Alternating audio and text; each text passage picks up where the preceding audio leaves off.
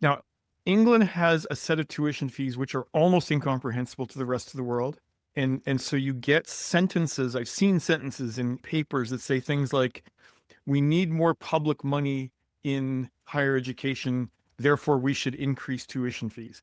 And I understand how that makes sense. Like that sentence makes no sense anywhere else in the world, Yeah. but it does in England. Um, so explain how, and what do the current proposals about tuition fees mean? Right. Okay. So the way it works in England, you apply to university or indeed, into any higher education qualification, and you become, if you're accepted to that course, then your tuition fees are paid for you upfront. There's nothing to pay upfront to a maximum number, which currently sits at something like 9,757, something like that, because it was originally 9,000 and it's been sort of going up at different points by inflation. And then you only start paying that back after you graduate, once you make a certain amount of money, once you hit a threshold in your salary, and only for a fixed period of time.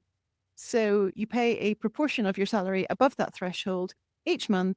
It is not a million miles from simply just being taxed a bit more once you hit a certain salary threshold. And for that reason, higher education is extremely accessible in terms of, covering the fees.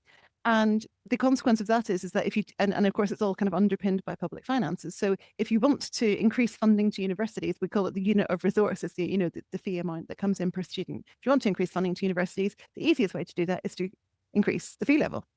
And universities, for every student they take a little bit more money in, and everyone is happy. The thing is, except nobody is happy, because as far as the students are concerned, they're paying through the nose to go to university. As far as Right. universities are concerned, they're not getting enough money to cover the actual cost of delivering the high quality teaching that the students expect. And as far as the kind of the public purse is concerned, this kind of enormous amount of money being pumped into higher education, because a lot of that money is not recouped in what graduates pay back in the long term. So you've got this kind of brilliantly kind of devised system that actually does work in practice, but also doesn't work for anybody. Yep. So that does create issues, but I think our higher education funding system is like democracy in that it obviously doesn't make everyone happy, but it's very hard to think of a better option.